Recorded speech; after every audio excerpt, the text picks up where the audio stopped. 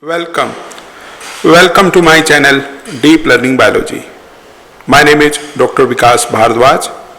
Through this video I am going to teach you about epidemic typhus. Now in the course of applied zoology, today I am going to teach you about epidemic typhus.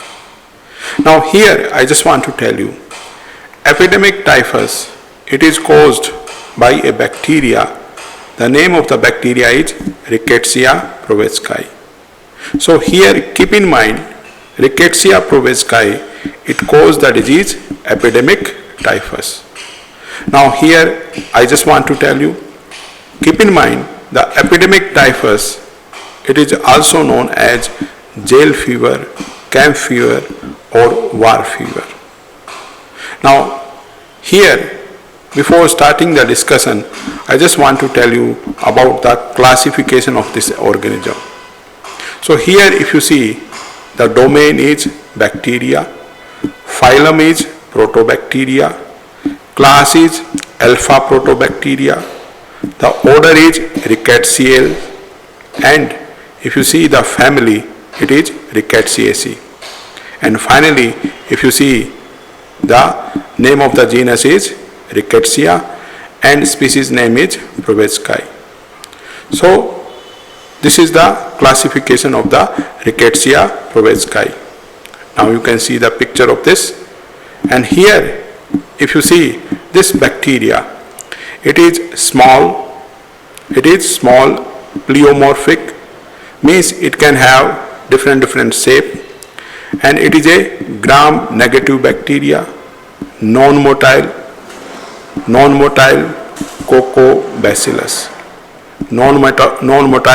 coccobacillus, and this bacteria, it lacks capsule, it lacks flagella, it has loose slime layer. So these are some of the general features of this bacteria. And if you see the genome is very small, 1.1 MB, and its genome encode something like 834 to 866 proteins, very few proteins. Now here let us discuss about epidemic typhus. Now here I just want to tell you, if you see in the case of epidemic typhus, okay, so earlier there were millions of deaths. So if you look back previous centuries, okay, you will see earlier many people, they used to suffer from epidemic typhus. In the past, millions of deaths have occurred due to epidemic typhus, but now it is a rare disease. We have treatments, okay, we have controlled this. Now here next we are going to discuss how this disease actually spread. Now here I just want to tell you, the vector which is responsible for the transmission spread of this disease is louse. Okay, so epidemic typhus, it actually spread, okay, through body louse. Okay, you can see in the picture, here you can see the picture of body louse. Okay, so keep in mind the spread of this disease is through body louse.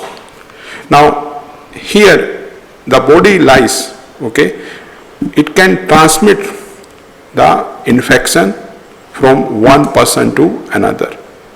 The body louse, it can transmit the infection from one person to another. And how generally it is going to happen?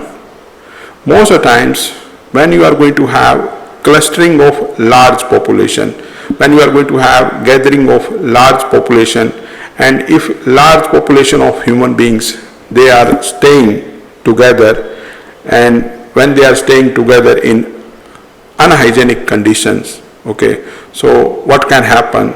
The body louse, it can transmit the infection from one person to another. So here you have to keep in mind the vector is body loss. Now here, next, if you see the conditions in which you are going to see large gatherings, okay, so it can be during the time of war, or when you are going to have some famine, okay, during that time also, and when you are going to have some refugee, okay, many of the people, many of the human beings, they are staying in camps, in prisons together, and most of the times there you are not going to see hygienic conditions. Nowadays you can see also sometimes people, they gather for protest, and if there are unhygienic conditions during that time also, what you can see that these body louse, they can transmit infection from one person to another person. If someone is infected, okay, then body louse, they can transmit the infection of bacteria from one person to another person. Okay, yes, here I also want to tell you, when you are going to have situations like homelessness, means the individuals, they are not staying in homes, they are staying just outside, and there are unhygienic conditions, okay. So, and if by chance the body louse, they are present on the body, then they can also transmit the infection. Okay, so here, if the conditions are there, and if those conditions, they are going to increase the exposure of human body to lice, louse, okay, so all these conditions can lead to spread of the infection. Now, to make it more clear, I just want to tell you how this disease can spread. Let's suppose there is an individual, person A, who is suffering from epidemic typhus. Okay, let's suppose there is a person, there is an individual who is suffering from the disease epidemic typhus. Now in this disease, I have told you, this is a bacterial infection. In this disease, what you are going to have, this bacteria, Rickettsia prowazekii, within the blood. So within the blood of the individual, what you are going to have, the bacteria. Now here, if these body louse, okay, they are going to take blood meal, okay, if they are going to take blood meal from the person A, and here the person A is infected with epidemic typhus. Now the body louse, it is not infected, okay, the person A is having this bacteria in their blood. So what is going to happen? The bacteria, it will make entry within the body louse. So when the body louse is sucking the blood, okay, through the blood, the bacteria will make entry within the body louse. Okay, so here hopefully you get how the body louse is going to get the infection. Okay, so when the body louse, it sucks person A blood, and the person A, he was having epidemic typhus. Okay, now the bacteria, earlier it was present within the human blood, now it makes entry within the body louse. Now next, what is going to happen? This bacteria, it will multiply, okay, it will infect the body of the louse. So this is going to happen. Okay, so this way, from an infected person, the bacteria now have made entry within the body louse. So here keep in mind, the body louse, it is the primary vector for the epidemic typhus. Now next, what is going to happen? Okay, so the infected body louse, okay, so within the infected body louse, this bacteria, okay, Rickettsia, okay, it will pass within the, it will go and it will start multiplying within the gut, okay, and it will start invading intestinal cells. Okay, so within the intestine of the body louse, this bacteria, it will keep multiplying. Okay, so now what is going to happen? Okay, in this situation, the bacteria, okay, here it has invaded intestinal cells.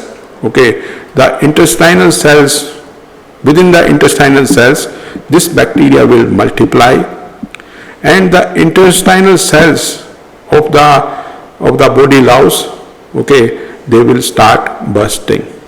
They will start bursting. Intestinal cells of the body louse, they will start bursting. Now they will start releasing these Rickettsia, the bacteria. Now try to think here, the bacteria, it will now come, it will be passed out from the body louse through its feces. Okay, so this way the body louse, okay, it can pass the bacteria to out of its body through feces. Okay, so hopefully all the points are clear. Now here try to understand. Let's suppose there is another individual, healthy person, okay, and if the body louse is going to have blood meal, okay, and if this healthy individual, okay, is taking blood meal, and if the louse is going to bite the healthy person, okay, it will suck the blood from the healthy person B. Now during this time there is not going to be any transmission of the bacteria. Try to think here where the bacteria is there. It is present within the intestine, and the body louse, it can pass, it has passed the bacteria within the feces. Okay, so when the body louse is taking blood meal, the infected body mouse or louse is taking the blood meal, during that time there will be no transmission of the disease. Now how the disease is now going to be spread? Now try to see here. So when someone, when these body louse, they are biting, okay, the healthy individuals, during that time what might happen, that sometimes if by chance there is going to be bite, okay, the individual is going to rub the louse. Okay, so when some individual is going to rub the louse, okay, so what will happen? The louse, it will get killed, and from the louse the feces will come out. Okay, and this rubbing of the louse, okay, it will expose the bacteria, because within the feces of the louse you are going to have the bacteria. And here, if by chance on the skin you are going to have rash, cut, or you see the louse has just bite the healthy person, they are going to have some rash. Now through the infected feces, here try to see, through the infected feces, this bacteria will now make entry within the healthy person. So hopefully now it is clear how the bacteria is going to make entry within the healthy person B. So hopefully every point is clear to you. Now let's move forward. Okay, so when someone is going to have the initial infection of the bacteria, so it will take around 2 weeks. Whenever any bacteria is going to make entry within the human being, you know, we are going to have immune system. There is going to be battle, there is going to be war between the immune system. Our immune system wants to win over the bacteria, and if by chance the bacteria, they are going to escape from the immune system, okay, the bacteria will multiply, and after 2 weeks, okay, the individuals, they are going to have high fever, headache, dry cough, and here you can see they are going to show the symptoms. They are going to show the symptom rash on the trunk. Okay, they may have nausea, vomiting, confusion, etc. So here try to see the individuals, the person, the infected person, they are going to show high fever, dry cough, headache, rash on the trunk. So these rash, they are going to appear on the trunk. So these are the symptoms of the disease. Now here I just want to tell you, if you want to confirm whether any individual is suffering from this bacterial infection, you can do the biopsy of the rash. Okay, and generally it is being done by PCR, polymerase chain reaction. Now let us move forward. Okay, so what is the treatment? Now here I just want to tell you the treatment is by using the drug doxycycline, okay, 100 milligram twice daily, okay, 7 to 10 days, okay, till the person is completely cured. Okay, the doctors, they are going to prescribe the drug doxycycline. Yes, keep in mind doxycycline, it is actually going to inhibit the process of protein synthesis within the bacteria. And here, if by chance doxycycline is not available, okay, you can have other drugs like chloramphenicol, then you can have tetracycline. So try to see, now we have the treatment for the disease. Okay, so this is curable, okay, and we can control also the spread of the infections. Okay, so nowadays keep in mind this disease is rare. And here I also want to tell you, yes, during the time of World War II, okay, vaccine was being developed against this disease. Okay, now we have also the vaccine. So the vaccine also provide some kind of protection, okay, provide significant protection against this bacterial infection. Now here I just want to tell you, yes, here I have told you the carrier for the disease, okay, it is the body louse, and you can control the body louse by spraying insecticides, and within the insecticide the chemical that is being used is permethrin. Okay, so most of the times when you are going to have some crowded place, then this insecticide, it is being spreaded, it is being applied directly to the clothings of the infected person. Okay, so this way you can control the body louse. Okay, so here the permethrin, it kills body louse. So this way you can control the transmission of the disease. Try to see here, this bacteria, it is not being passed from one individual to another directly. So here the carrier is this body louse. So you can use this permethrin insecticide to kill the body louse, and this way you can control the transmission, the spreading of the disease. Now here I just want to tell you something more. Sometimes what happens after primary infection and clinical care, sometimes the individual has completely recovered, but what is going to happen even after recovery in some individuals, not in all, okay, in some individuals what you are going to see, the infection may reappear. Some infected individuals, they can have the bacteria in their blood, in their body in latent form, and these bacteria, they may again multiply, they may again grow whenever the infected person is going to have some weak kind of immunity.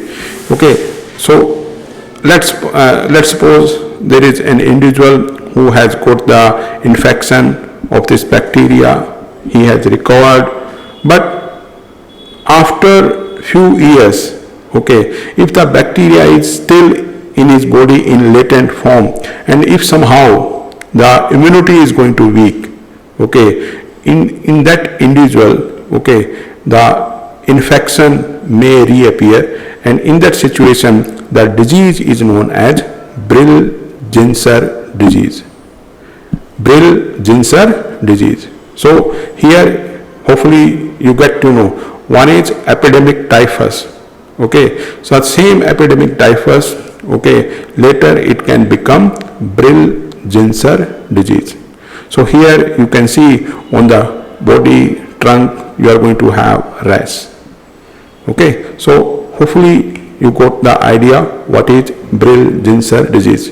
Okay, now here I just want to tell you, okay, in certain situation, okay, here we are, if you see this Rickettsia prowazekii, okay, it can be used as a war agent. Okay, try to see here, it is being classified as a potential category B, okay, bioterrorism agent. Okay, try to think here. Here, if you are going to have the feces of this louse, and if within the feces of the louse you are going to have these bacteria, they are stable in dried louse feces. So just if you have dried feces of the louse, and if in the dried feces you are going to have the bacteria, then you can spread, anyone can spread the bacteria, and this will spread the disease, epidemic typhus. So here the terrorist group, okay, or you can say in certain kinds of war, it can be used as also as bioterrorism agent. Okay, so this is about the Rickettsia prowazekii. Okay, so here through aerosols you can spread the disease. Okay, so here most of the times if we have to control the disease, okay, and if we are going to have the symptoms, okay, I have told you the treatments are available, and if by chance you are going to have some crowded place, if there is war-like situation, okay, in those situations also you can control the disease by spraying the insecticide permethrin. Now here hopefully you have learned clearly about the disease epidemic typhus. I have given you some brief introduction about the disease, epidemic typhus, and hopefully it is clear this disease is being spreaded by the bacteria Rickettsia prowazekii, and here the vector is body louse, and hopefully remember in this disease the individuals, they are going to have rashes on their body, on the trunk, and here hopefully you remember in some individuals we are going to have the disease Brill-Ginser disease. Okay, sometimes individuals who have recovered from the disease, they can have this disease Brill-Ginser disease if they are going to have weaker immunity. So hopefully you have learned clearly about epidemic typhus. Thank you for watching this. Please do like the video, do share the video, and subscribe to my channel Deep Learning Biology. If you want to support us, you can support us. You can scan the code, and if you wish to support, you can support us. Thank you. Bye bye. Take care.